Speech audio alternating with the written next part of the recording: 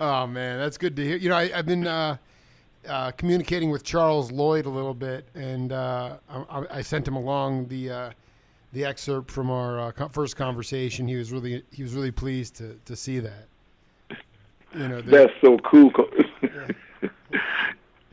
You called him the misunderstood genius. Yes. Yeah. Let's get ready to hit. You ready to hit? Yeah, All I'm right. ready. I'm on. All right. Hold on one second. Folks, welcome inside the Parisi Palace, high above 3733's Broadway. This is a special live edition of the Jake Feinberg Show, coming to you live on Power Talk. Please go to our website, powertalk.live. Download our free app and stream all of our live local programming, including Solomon on Blast, the Jim Parisi Show, and yours truly, the Jake Feinberg Show.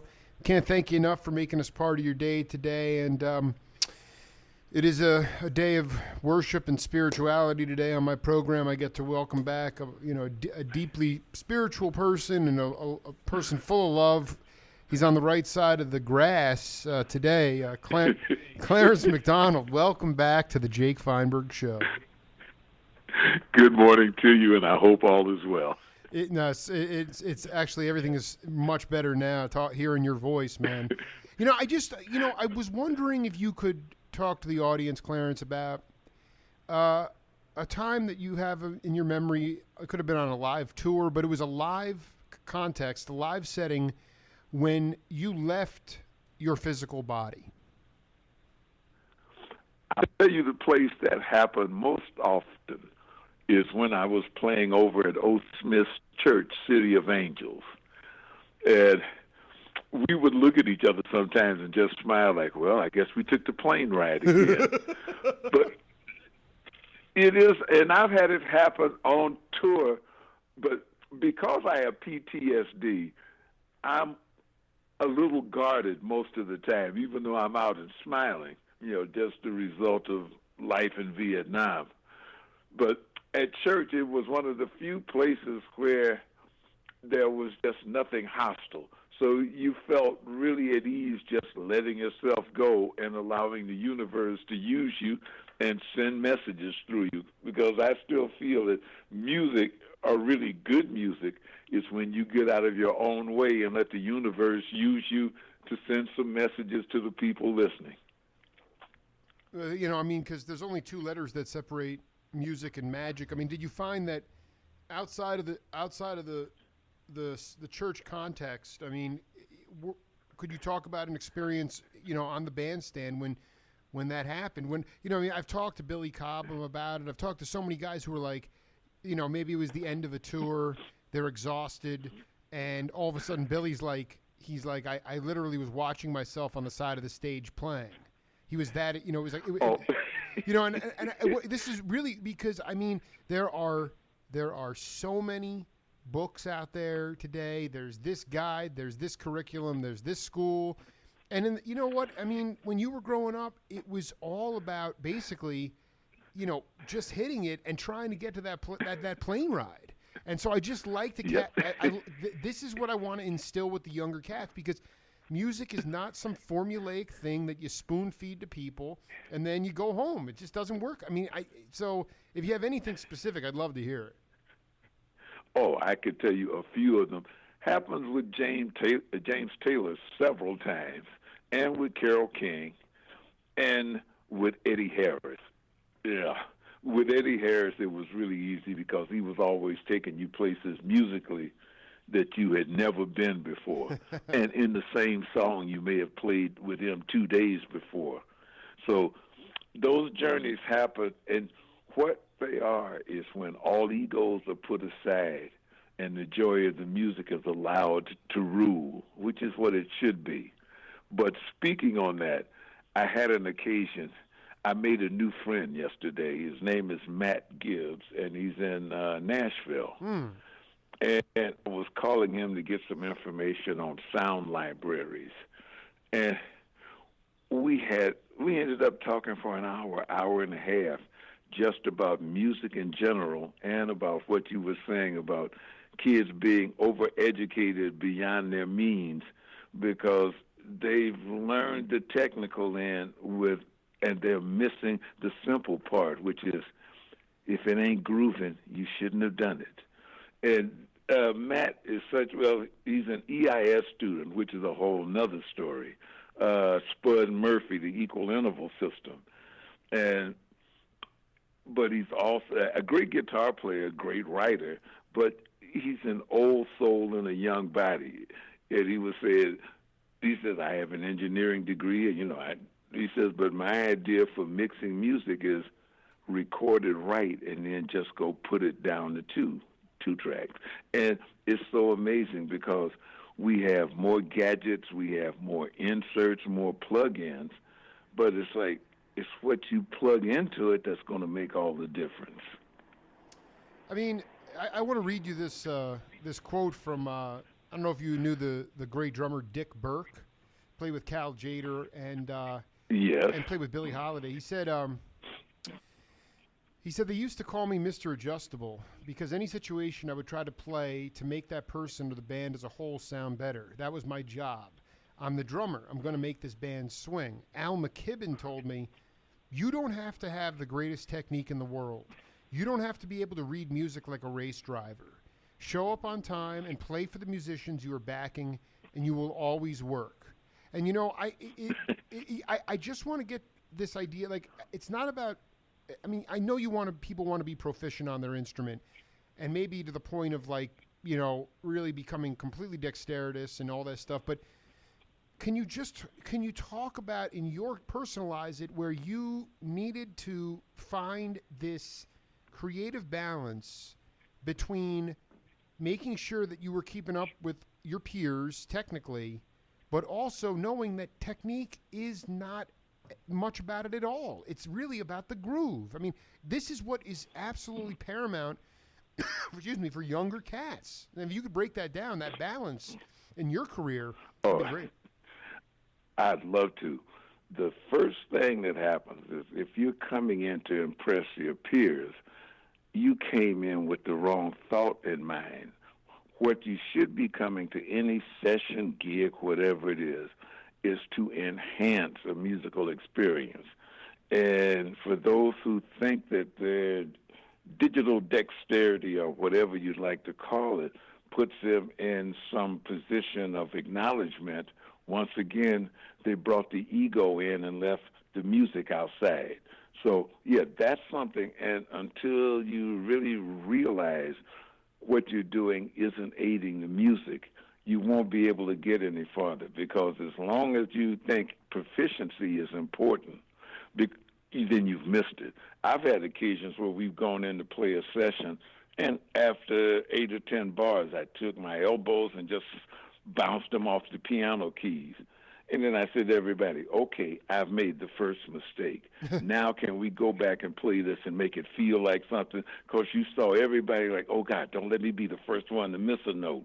I said, let me get this out of the way. Look here, blam, blam. See, I've missed the note. Now, let's go back and go play to make the song work. And it just eased stuff in the room, because when you come into work, and I've done it, you come in and you're like, I want to be right. I don't want to be the guy who ruins this. That's just the wrong idea to bring in the door. Come in, and I've had occasions where I've done this where it's like, you know what, this section we just played, I'm not swinging it very well. I'm going to lay out. I'm going to overdub it later. Why? Because I don't have a grasp on it. And if it bothers you to do that, then you haven't grown up yet. If there's something where you ain't making it better, lay out. Listen to it, analyze it, and then bring something to it. The other thing is, I always tell folks, the chord chart, that's not a license just to go splashing chords. Play something only if it feels like it's enhancing something. That's the only problem with chord charts. People think that they have to play every chord. And it's like the old love story. How can I miss you if you never leave? but how did your mentors, Chico, Charles, Bobby Hutcherson, Eddie Harris, how did they communicate about imperfection?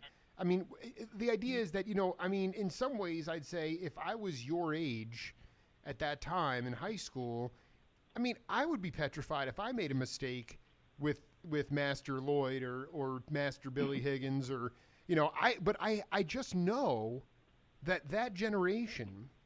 I mean, Ray Mantilla, the great percussionist, was like when they were making a direct-to-disc album with Cedar Walton and Sam Jones and Billy Higgins, if you made a mistake, you just blew. I mean, how did we go from such a laissez-faire approach to imperfection, knowing that is a portal for transcendent music, to today where you're sitting on eggshells and just trying to make it through a session without making a mistake? Why are we so caught up on perfection now? Just because the tools we have are allow us that we can be perfect? No, it's not that. Unfortunately, the underlying factor of music nowadays is employment. It's my job. Right. See, in those days, people were playing music for the love of music. When you come in thinking I can't make my next Mercedes payment if I'm not the greatest, once again, you brought a knife to a gunfight. You just brought the wrong attitude into a musical creative situation. But that's been the sad and unfortunate thing, because musicians have been transformed from creative people to employees looking to make a living. And I've been very fortunate, and I thank God for it. I made enough money, so my motive wasn't to go in and let me make sure I'm going to be good for the next house payment, because that's basically the kids go to school now, a lot of them, because, okay, I have to go to school, I have to graduate, and when I graduate, now I'm entitled to a job. No, you're not. You're entitled to a chance to go out and blend with people who are already working, and that's where it's missed. You're not entitled to anything. And if you're coming in feeling entitled, you're gonna miss the groove. You can. That's almost guaranteed. But you said it.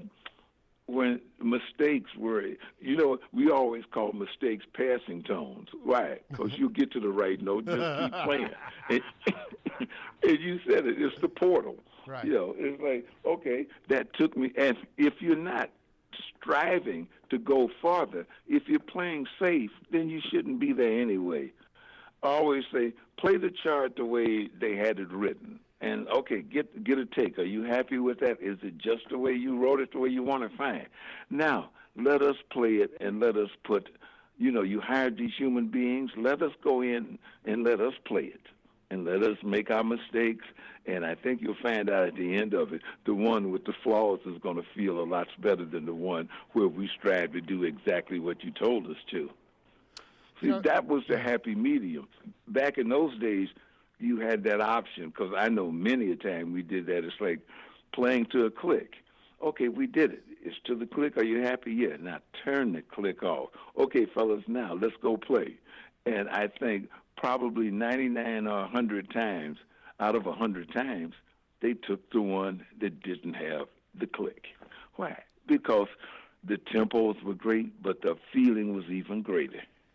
Right, and that's my concern now with younger cats who are not seekers, because if they're only listening to digital music, they're never going to really be able to know how the music is supposed to feel. It's supposed to feel soulful because you're supposed to have real people playing the music.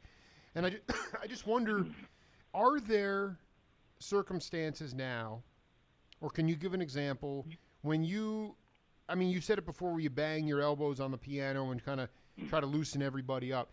But, I've done enough interviews with cats like Leland Sklar and, I've been Bobby Hall. And, just a lot of the time now you go in and, they spend 40 minutes trying to get this perfect sound on the drums.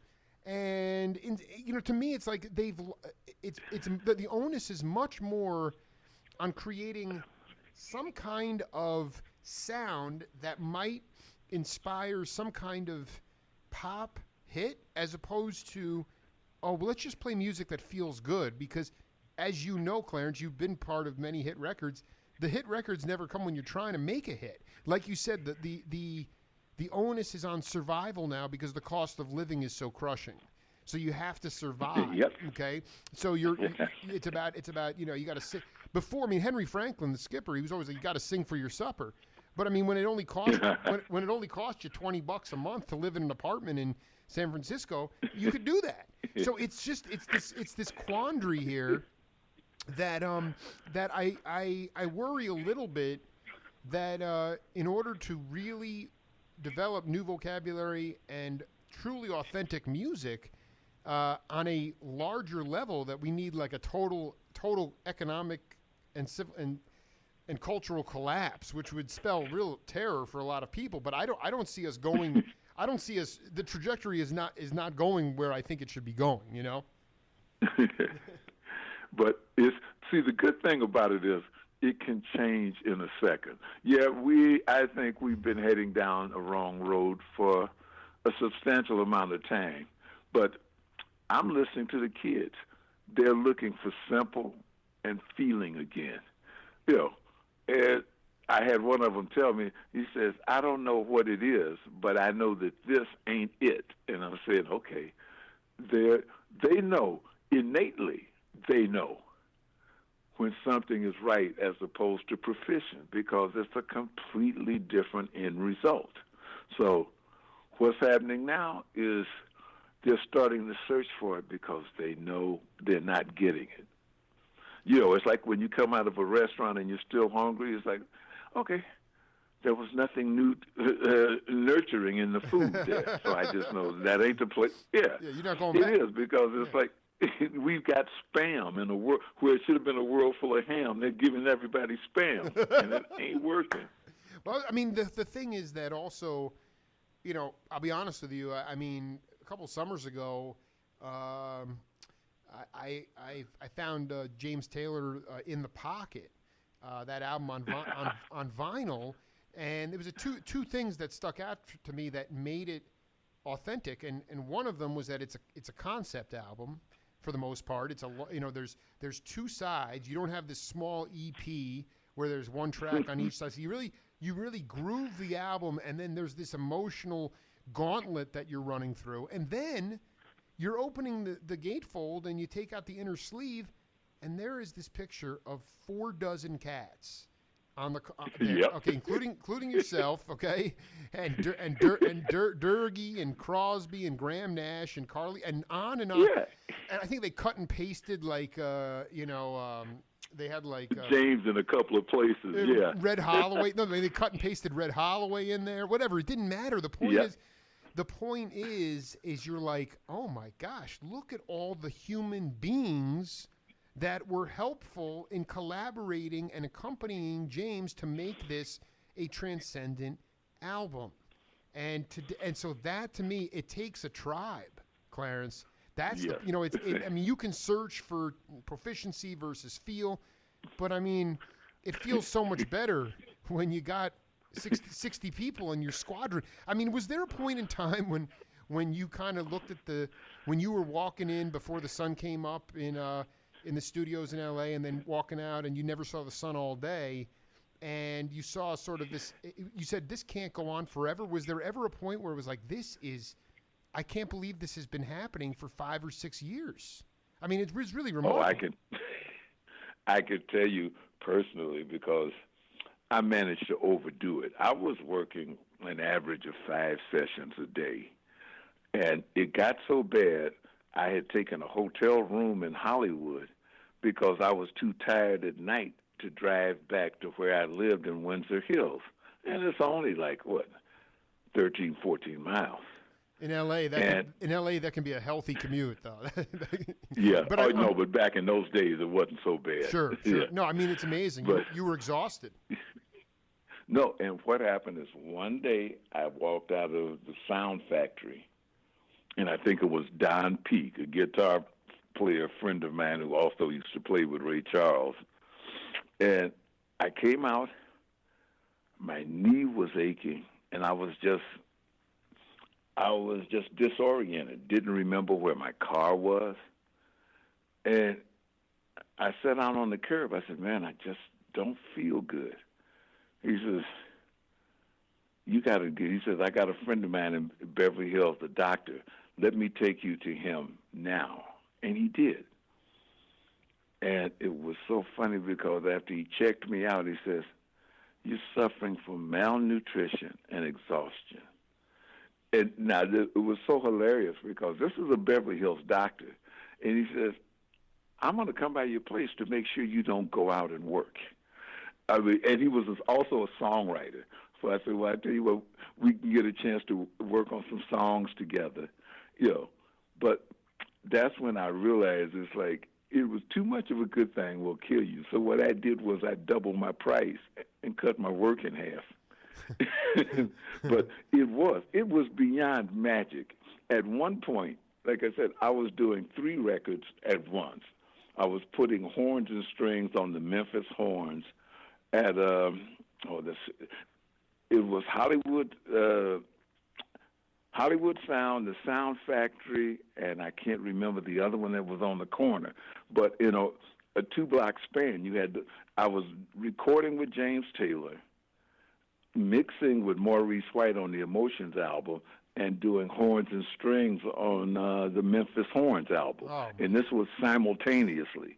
It's like, when you guys are ready to record, call me 5 minutes early, I'll be there. And then I'd go back to the next studio, checking the mixes with Maurice White, and then going over and doing strings with the Memphis Horns.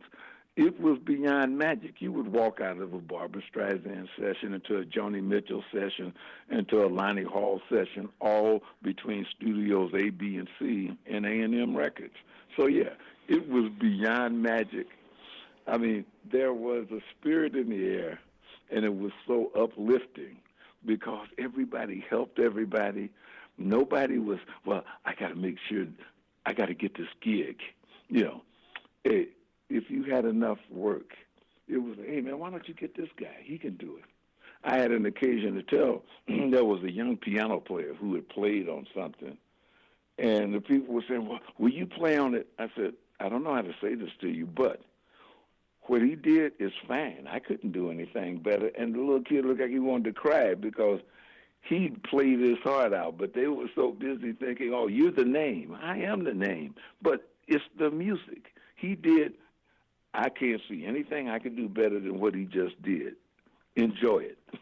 But that was the spirit of the times. And then all of the lawyers came in, and you got the groups where if there was a 5-piece group, each group member had a lawyer. And I knew that was the beginning of the end. I remember telling Herb Alpert one day when they had brought in some efficiency experts, I said, you know what, I think this is kind of like feeding cheese to the goose that laid the golden egg. And sure enough, in a couple of years, everything was stiff and unfun. Yeah, you just nailed it. I mean, it would have been, yeah, Joe Sample, rest in peace, told me, he started to see cats being much more concerned about, if they were going to be picked up in a limo or not, than actually, actually just, But let's take a moment here. Clarence McDonald, known, we've been talking about his prolific work in the studio, but he also is a cat who can stretch out on the bandstand. So let's take a listen to this, and we'll come back and talk about it. Okay.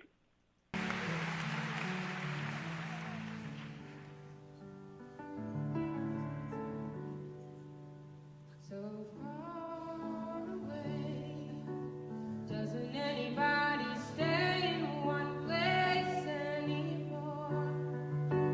It would be so fine to see your face at my door. Doesn't help to know you're just time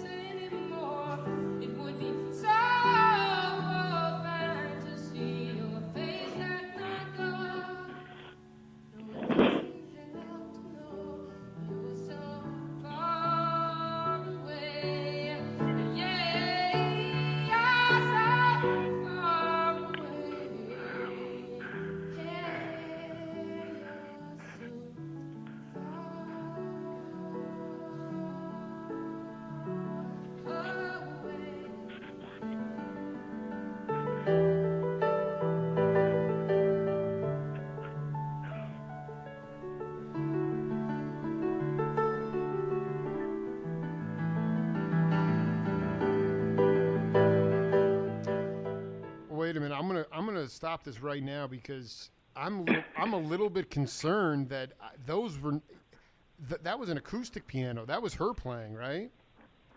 That's right. So I mean, but it lists you. This is from 1976, Boston Music Hall. Clarence McDonald on keyboards, and Russ Kunkel on drums, Doyle Howe on guitar, Bobby Hall on percussion, Lee Sklar. I mean, how did that work? Would there be a situation where you guys would just leave the stage and she would just play solo? Yes. And like I said, I would play Rhodes, and it was the fun of it is when you have a singer keyboard player, you really get a chance to just sprinkle stuff. That's really fun because, first of all, the direction is laid out by the vocals, and when the vocalist is also playing the keyboards, that's kind of like you can't miss that train. All you have to do is follow the leader. Who was the? So yeah, that one I believe that was just her on stage, and then come out and sweeten it. I mean, can you talk about the emotional quality? I'll be honest. She's not somebody that you see her albums all over the place, and they sold millions of albums. But of late, she has been pulling on my heartstrings. What makes her a transcendent musical figure in your mind? Because there's something. Her writing is incredible, but was she also doing the arranging for some of these songs? I mean, you wind up crying. I mean, at least I do. In those days, and first of all, back to the first part you said, she was writing songs about real life because that's what gets to your heartstrings. Remember, a song is just a story set to music. Right. And she was telling stories about her life. So the arrangements basically make themselves. They say you don't have to be a Superman to figure out, if you got something standing in front, if you got a Picasso standing in front of you, all you have to do is stand next to it and look good. You don't need to come bring a paintbrush. No, you don't need to bring a paint roller. You got the Picasso right there. Just, stand close to it and see if you can enhance it. Did you ever, who was the best poet, singer? I mean, did you ever cross paths? I mean, Gil Scott-Heron comes to mind, but I know that, he was more of an East Coast cat. But, I mean, there were a lot of wordsmiths and a lot of amazing kind of, pre-rap poets. Who would be one that you could speak about that you enjoyed working with? I'm looking at his face, and I can't call his name, and that bothers me. It bothers me, too. But see,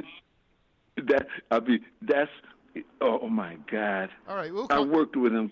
It'll come to you. Name a couple of them from the West Coast, because I'm looking at his face, and I can't call his name.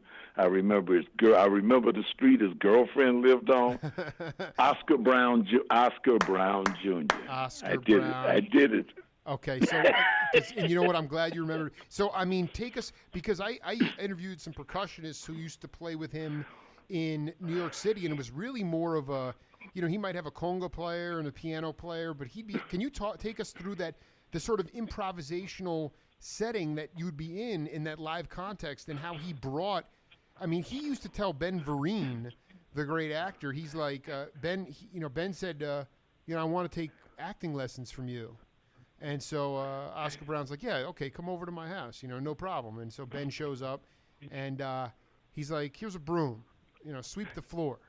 And so Vereen starts to sweep the floor, and he's like, no, man. He's like, you got to do it with feeling. And he starts to take the broom, and he's all over the place with this broom, and he's just doing it. And, he made it all come alive.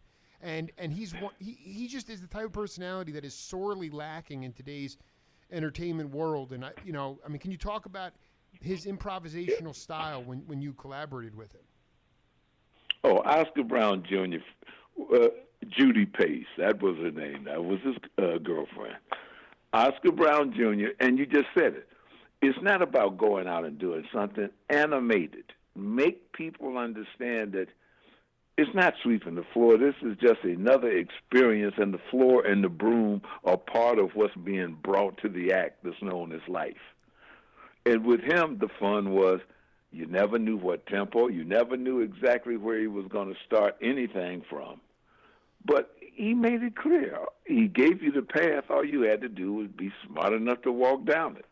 So, yeah, Oscar Brown was one of my favorite people. Yeah, you're right. There aren't a lots of, I call them freestyle poets anymore. I don't know what happened, but I think the freedom got taken away from the style. But he was the same thing like Charles Lloyd, another misunderstood genius. But, what's this over here? What's this over there? Now you're taking me back. He wrote lyrics and poems about things that happen in life. It was a story of a little inquisitive kid, always asking, well, what's this? Well, what's this over here? And what's this over there? And he made it into a song. And how could you not like it? Because all of us have been kids, and all of us have been curious and remember the days of pulling on your mom's dress or your daddy's pant leg. Well, what's that? Well, what's that? Those are the sort of things, just like with Carole King, You're So Far Away. It's a story about, you wish you were here, but you ain't. And all of us have had that one. Yeah, I want to read you this quote here from a buddy of yours, James Gadsden. He said, Eddie Harris would play 4 turnarounds. You had to be there or he might stop playing. He had a certain pattern that he wrote. No telling where he might come in, but you had to be right on it. You had to be totally into what was happening with the music. He might play in some different time signatures during his solo. He would always have certain sections that had certain patterns about them. He had certain signals. He might play 4 bars before he came in that. If you weren't into what was happening, then you would miss it. You didn't want to miss it. I hadn't played a lot of jazz when I joined Eddie.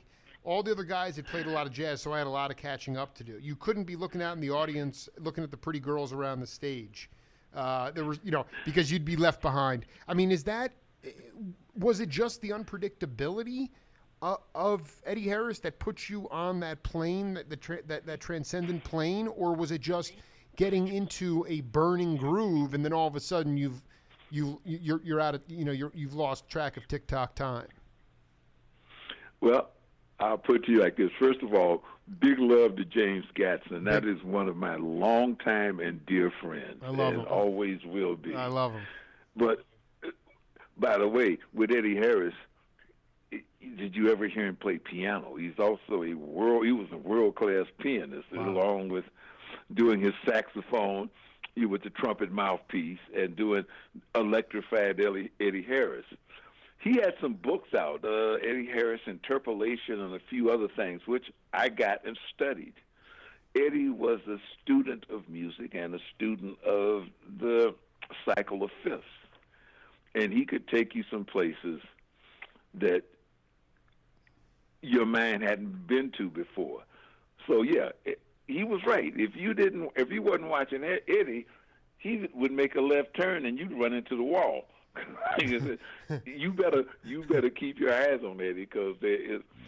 And he did one thing, and I got to say this one. He had a tune out called 7/4, and this gets a little technical, but he made 7/4, and you could dance to it. Normally, what most people like, they say, well, this is take 5. No, it's a bar of 3 and a bar of 5, and most people think that's not 5. It's 3 and 2. Eddie took a drum beat where he had the snare landing on 2 and on the end of 4. And when you play it that way, you can dance all day to it because it's 7/4. But no, this is where I like to get into. This is where we keep going, man. I love this stuff. No, but it's like lots of the African rhythms, which are 5/8.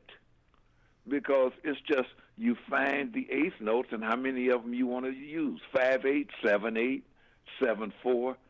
And most people misunderstood it because they tried to academically do it. You got to feel the rhythm first and then jump in. Most people are like, that's 1, 2, 3, 4, 5, 6, 7, 1. Like they say, if you do it that way, you just butchered a great feeling. You just got to get in it. do did it, bo bo dee la boom, beep boo do, be do do do do boom. That's 7/4, but you would never know it.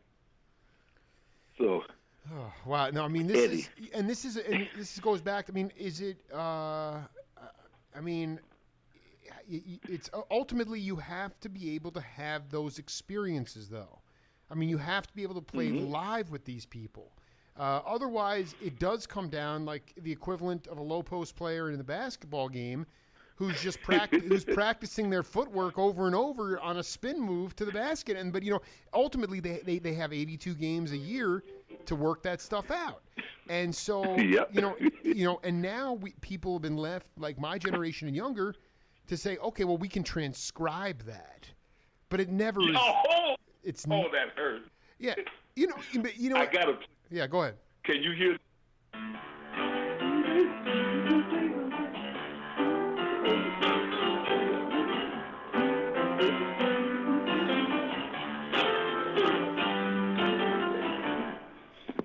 That's I mean, we 7/4. could do that for an hour. By the way, I have no problem if you want to keep playing. That's 7/4 exactly. And there's a boogie. There's your own Clarence McDonald feel to it, though. I mean, let's put in another piece of music here. Hopefully, this will feature Clarence actually on piano, and then we'll come back and break it down. Okay. Okay. Who is that? I could hear it. I remember it, but who was it? That was our friend Mary Clayton, Light on the Hill, 1971. Okay, that was you, David T. Walker, Paul Humphrey, and Wilton Felder, and Bobby Porter Hall, Sandra Crouch, Gary Coleman on percussion, Lou Adler production. Yep. Could you talk about Wilton for a minute, because like Keltner, when I talk to Keltner, I've done a few interviews, and I don't think I really realized that Wilton was such a man of deep faith, and he used to walk around with his Bible. They were in an R&B band together, but that dude did not play bass when he came out to Southern California, and then he became like one of the greatest electric bass players I've ever heard in my life, dude. So yeah, go ahead. I can tell you that story personally because I was good friends with Wilton, and the first gig he ever did on bass, we were playing at a nightclub called the Casbah, and we were playing with Mary Clayton's husband, Curtis Amy. Wow. And the reason he started playing bass is he got tired of bass players playing the wrong changes. But before I forget, go find Jazz Crusaders. There's a record, a song called Scandalizing, because you will hear Wilton Felder play saxophone like nobody else can. Well, no, listen, when they dropped the Jazz and just became the Crusaders, they bring Max Bennett into play, and then you could hear Wilton on tenor, and that dude was unreal, man. I mean, burning. So many ideas, so much burning energy. But the Casbah with Curtis Amy, that's like a stone jazz gig right there, right? And it was so funny because in between he would be reading his Bible, his handbook that he had, and then we come out and play, and he'd light it up again. But that was the first gig where he first started playing bass, was with Curtis Amy. And by the way, another dear friend is Max Bennett. We spoke a couple of weeks ago. He's still in San Clemente, and every time I go south to San Diego, I'll stop and see him, and we'll hang out. Hopefully, he still carries his own amp. He's like 85 or 86 now. Carries his own bass and amp and goes out and plays. I mean, one of the most badass bass players. He was playing with Stan Kenton, but I also have him with all these, like, I don't know, his West Coast. He had such great time feel, and when he played with the Crusaders, he made Wilton proud, no doubt about it. I mean, he was on fire when he played with them. Really, really amazing cat. Clarence, I was wondering if you could talk a little bit about where is your I mean, you are you are in a good place right now, and I just wanted to know about how you continually look towards the light. And just for people out there who have a tendency to be, who don't get awakened, and for whatever reason, I mean, people can get awakened in a variety of ways, but when they can't see their true nature, it's shrouded. Maybe that's partly because of the karma they create for themselves. But I also wonder from you, being that you were in the hell of Vietnam, you came out of that with PTSD. There are thousands and thousands of military members now coming back from recent wars that are suffering in the same way, if not, in some ways, they just it's an epidemic, and that's on top of. I mean, you've had many hurdles, yet you continually look towards the light, and I just wanted you to talk about that mindset of how to stay on your path, how you continually stay on your path. Well, I'd like to say I continually did it, but I didn't. There was a time when, for me, there was a complete absence of light, which is when you're following the dark path. But as it always happens, if you got good in your heart, at some point, something will turn you around and say, hey, you're heading the wrong way.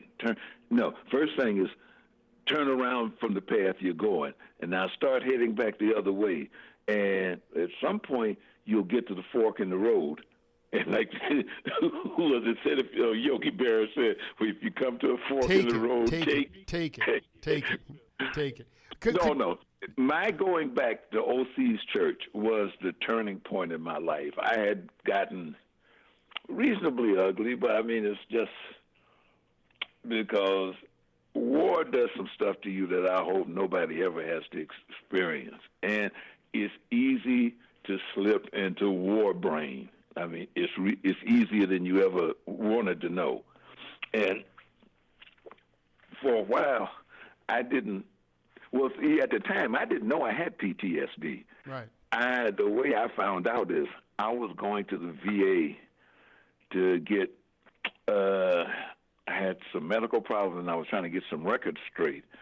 And this guy had a fax tray, and he dropped it, and I turned around, and I went right into a martial arts stance. And the guy says, how long have you been doing that? I said, doing what? He says, oh, come with me. Wow. I had no idea, but I realized early I wasn't comfortable around a lot of people because if something moved real fast or there was a loud boom, I was not the guy you wanted to be next to. Wow. So I was fortunate. Wow, this is unbelievable. Yeah. No, but I was really fortunate. And, once again, God's grace. My gig was studio musician with a piano. So your back was always to a wall, and you were facing to where you could see everybody.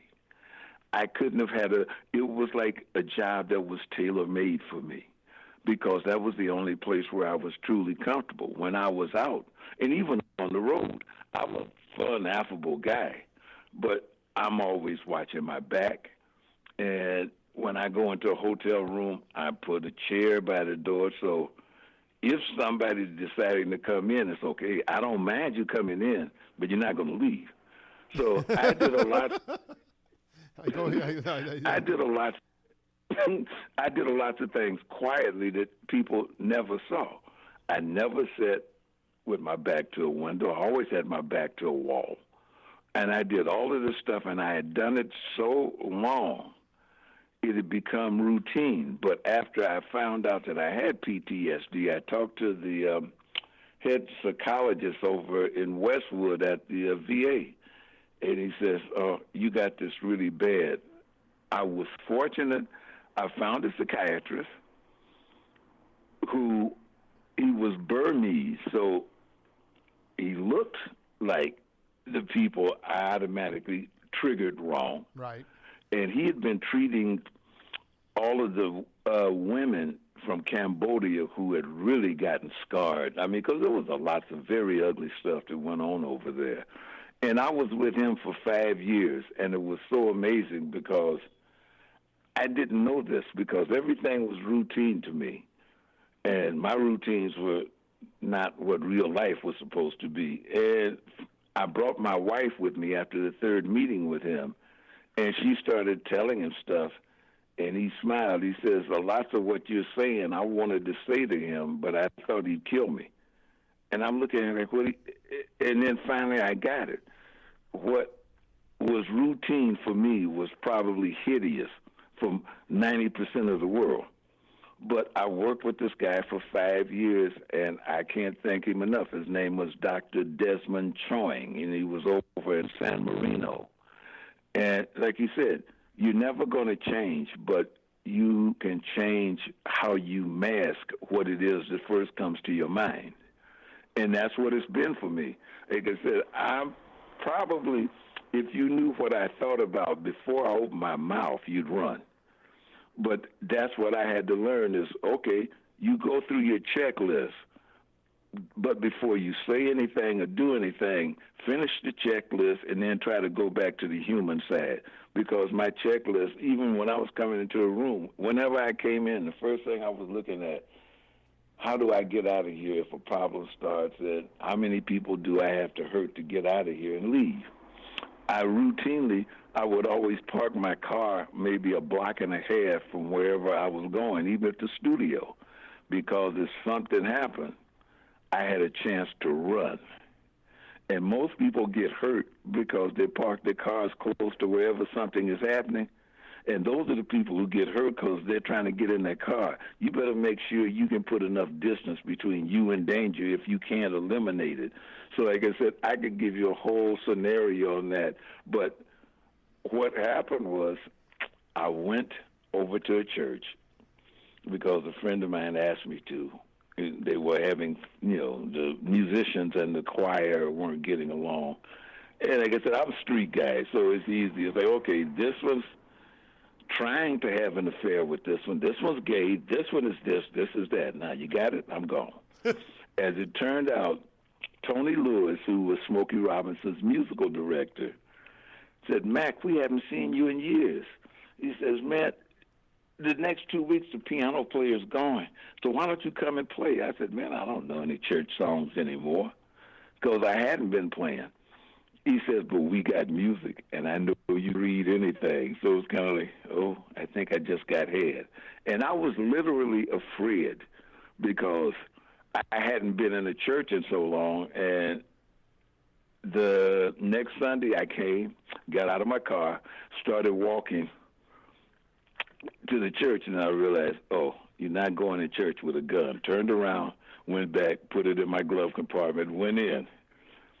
Played the rehearsal, did the church thing. For the first time in probably 8 or 10 years, the light started to peek through. I always say darkness is just an absence of light. I hadn't been in the light. I played that week, and it was kind of like, oh, right, I remember feeling like this. So they asked me to come back the next week, and I did. After the third week, I remember O.C. saying to me, Mac, I got an idea. Instead of us asking what Sundays you can make it, you just tell. And that took me on an 8-year odyssey and literally changed my life because I met my wife at the church. And that's a love story that you couldn't write if you were a screenwriter. She lived in San Diego, and she loved the song God Didn't Make Little Green Apples, which is what O.C. sung. Mm-hmm. So she decided she was going to drive up because she wanted to hear that song. That was the first Sunday I had come to the church, and that was the Sunday that O.C. was off. He had to go do something. And I met her and her husband. She was married at the time. I met them after church. They came and said, you got such a big smile. And I remember saying, oh, yeah, I used to be somebody. But that was in 1999, and over a course of a couple of years, she divorced her husband. I mean, we'd always stayed in touch, all three of us. And they'd moved back to San Diego, and she left. And he called her, hey, man, my wife left. And I said, well, pretty woman, that's what they do. And I said, well, I'll come down. Maybe we can all get together. I figured it's something simple. And, whatever it was, he didn't. Well, he just misused the lady, and it was sad. But a friend of mine had to tell me that I was in love with her because I was such a unrefined guy at that point in my life. It was like my love song was, "If you don't leave me alone, I'll find somebody who will." So he told me what happened is I watched her going through a divorce, and she was nicer going through a divorce than most of them knuckleheads I was hanging out with on my best day. And I told this to a friend of mine, and he says, "Mac, you're in love with her." He says, "I know you don't see it because I know your street rules." And we did. We had rules. It's like anybody even caught thinking about somebody's wife, it's us against the world. So we can't have any dissension in this business. And he said, "You'd never see it because your mind don't work that way." But after he told me, I went home like a little kid. And in 2 days, she called me just to thank me for something that I'd done. And then I told her I loved her. And 3 days later, we were together. And it's been 14 years now. So God bless you, man. God bless. I wasn't in the light, but you know what? Once I got back in it, I could not have been happier. And the thing I've learned is no matter how far away from the light you may stray, you have to return because you can't live in darkness. Could you you talked about being very guarded in a room based on your experience in Vietnam, how am I going to get out of here? What are my obstacles?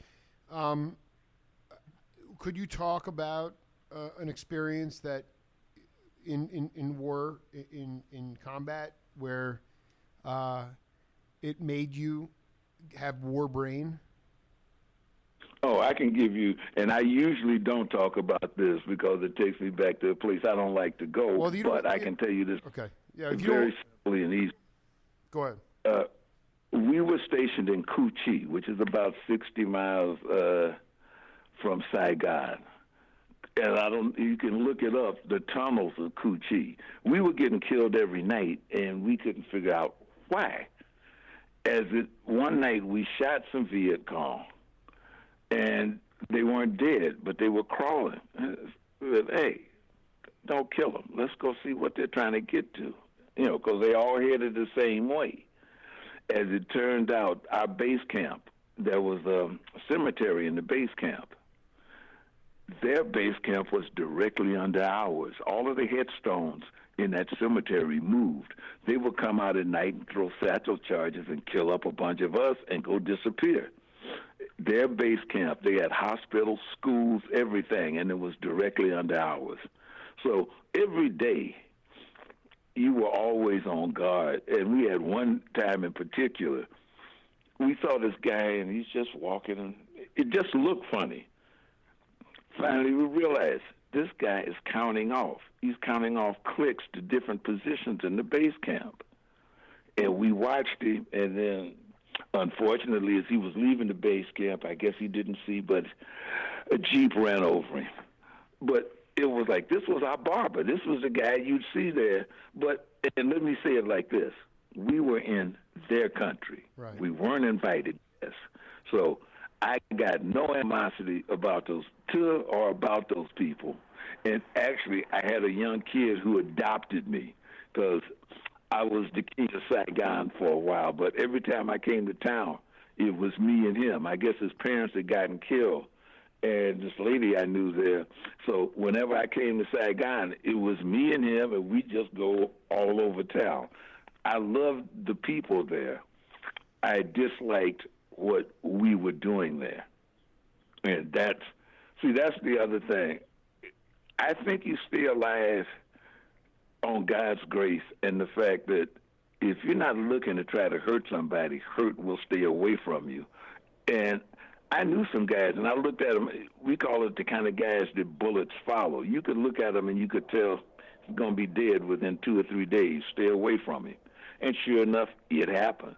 But there were more stories, which I won't elaborate on. But I promise you, the worst time you could think of worse than any movie you've seen, I haven't seen any of the war movies because I don't like glorifying war. Right. But I can promise you, being there is worse than any movies that they show you where you see guys glorifying. And we had some of the Eddie Murphys who came over, and as soon as they saw somebody's brains laying out of the back of their head, they found out, you know what, they got some Eddie Murphys too. So it didn't take long to get them straightened out, but it's something that will stay with you for as long as you live because it's as wrong as humanity can be. Wow, this is pretty heavy. I would love you to, if you can, talk about if you ever had an opportunity to see or play with Elvin Jones, and ultimately what Elvin, there's these people that get really worked up because I've talked to enough studio musicians like drummers, Alan Schwartzberg, beautiful Jewish cat, friend of mine, and these drummers, they'll say, I don't care what you say. I mean, there's no white drummer that could ever swing like Philly Joe or Elvin or Chico or Art Blakey or Papa Joe or anyone like that. And a lot of people come out of the woodwork and say, well, I can swing. And that's not really the question. That's not really, of course you can swing. It's just that deep groove. Jazz is a combination of European classical with rhythms from Africa. And I just wanted you to talk about the lineage of the African drum and most importantly, the swing element, why the swing element was so deep with Philly Joe, Elvin, Chico, and those cats. And if you ever had a chance to play with Elvin or see him. I met Elvin. I saw him play up at the It Club on Washington in L.A. My roommate, Michael Carvin, was a drummer, and he just loved Elvin. Elvin, just like Philly Joe, all of these guys, when they're talking about swinging like somebody, Elvin can't swing like Philly. If Philly can't swing like Chico. Each one of those are just expressing the human experiences that went on in their life and in their lineage and heritage. That's why it's not a black and white situation, it's a life situation. The things that they dealt with come out in their music. It's interpreted as swing, but it's just their life experiences being played out. So, yeah, to try to make the comparison is impossible because nobody plays like Clarence McDonald except Clarence McDonald. Nobody plays like Elvin Jones except Elvin Jones. So that whole thing of how they played and how they felt about the music is just an expression of life experiences. But while I'm thinking about it, I got to tell you this story. I met a couple of guys.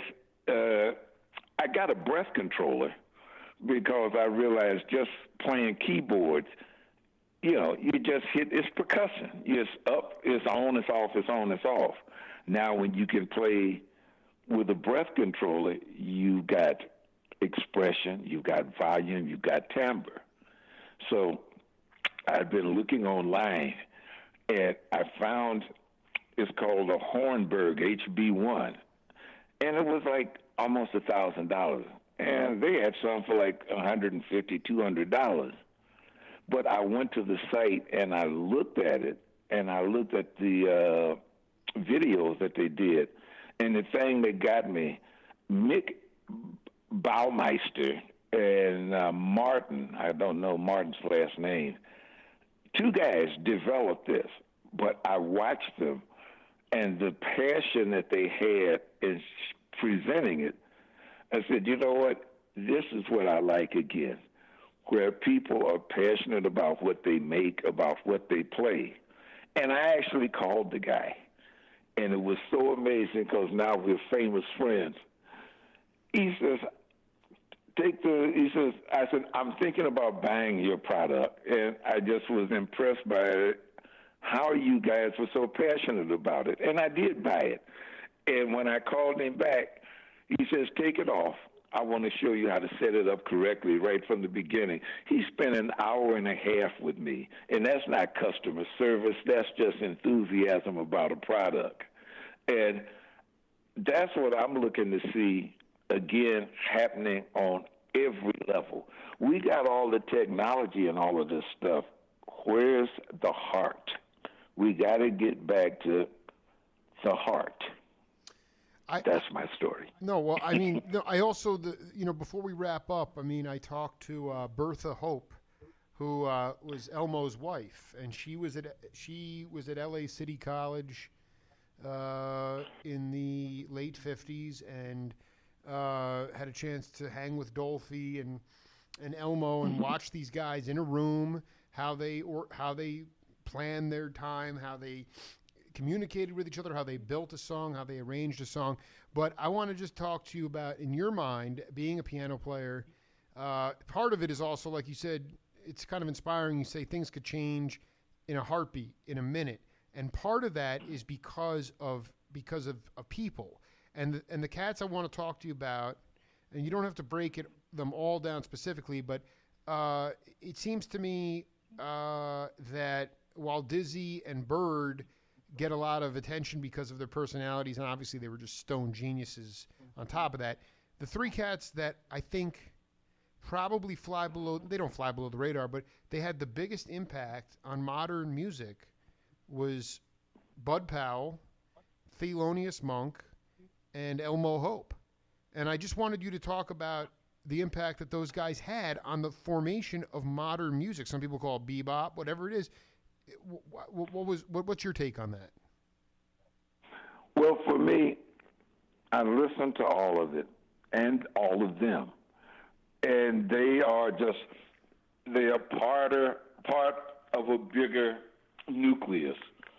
And all you can say is everybody came, they brought something new and innovative to the party, and each one of them helped to build to get to the next stage.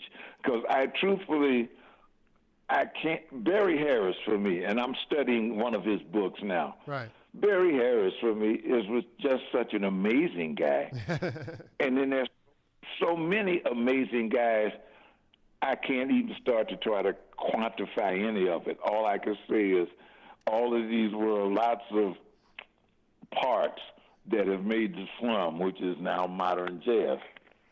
A lot of cats, like I'll talk to guitar players, and they'll say, like it's like the piano's like a big guitar, it's like it is, and so like so many peeps that played other instruments in a jazz context were inspired by the Tatums and the Monks. And you're right about. Did you know Horace Tapscott?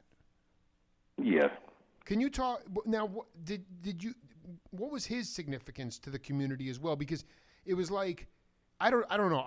To me, part of it is about he just seemed to be somebody who wanted to open doors for younger cats, and it was a communal thing. And I forget what the name of his group was, but there was just a lot of cosmic stuff going on at that time. I mean, I know you were in and out of coming back from the war, but did you have a chance to collaborate with Horace at all? No, I didn't, but you called it. What he did was he was trying to bring younger people along. And that's, once again, the spirit that made the 60s and 70s a magical time in America. Is there remnants? Is there resin? Is there seeds being planted for that now? I mean, I guess all you can do is do your part. Do you still see that, some of that generosity? Is there, what gives you hope today, Mr. McDonald? Oh, just the guy I talked to, Matt Gibbs yesterday, and Mick Baumeister. It's always going to be there. It's just, remember, news nowadays is geared to bad news. There's as much great stuff going on, much more than there is bad, but all they show us is bad. And what a friend of mine told me was, and it made sense, he says, more people go to church on any given Sunday than the sum total of all concerts for a year. Right. So good is still in control, but they should try to keep it at the back door. Yo, Clarence, listen, my plan is to, I'm going back with the wife and kids to Long Island in June, but I'm going to be back solo. Very rare opportunity for a solo Jake Feinberg experience. I'm going to be headed to Southern California to see some people, and I would love to grab an espresso with you and hang and maybe do a part three and meet you in person, man. Okay, I live in Henderson, Nevada. You're now, in okay, so I'll stop off in Nevada now. I'll stop off there. You know, that's got to be on the way, right? Yeah, because I'm 18 miles southeast of Las Vegas. I can see it. If I walk to the corner, I can see the Strip. You know, it's far enough away to know that I shouldn't be there regularly. Well, and I want nothing to do with Vegas. I never been there. I have you know, the bottom line is I just know that King Harrison lives there too. So there's a lot of the studio cats have gone there. But it would just be, I'd love to connect with you in person. That's where this whole thing is going. I mean, now it is about actually meeting and connecting personally with the cats that I've been, you know, riffing on with for the last 6 years. So we should try to make plans to do that. Okay, I played golf with King on Thursday, this past Thursday. Oh. He's back home, Neil Diamond. He'll be here for another week, so we know we're going to get in at least 2 more golf rounds. Yeah, I tell you, that's probably more stimulating. I mean, no offense, listen, you got to sing for your supper, but I talked to Ron Tutt about that. I mean, that's not a show. That's too formulaic, man. I want stretched out. I want to go see McDonald in Haight-Ashbury with Charles Lloyd and Chico Hamilton. And where it's just burnt, you know. But yeah, play your golf, get your golf game in, and let's just stay in touch, man. Okay. Much love to you, Clarence. I will. Hey, love you much, and thank you again. Bless you, brother. Talk to you soon. All righty. Bye-bye. Bye-bye. Another great hang with legendary keyboardist, arranger, Clarence McDonald. We'll be back tomorrow, or Wednesday for that matter. Heavy day on the Jake Feinberg Show. Thanks to Jim Parisi and Power Talk. And we're going to rejoin the show in progress. To really take and control what it is that we're doing on a global basis, on a cultural basis, but even more so on an individual basis.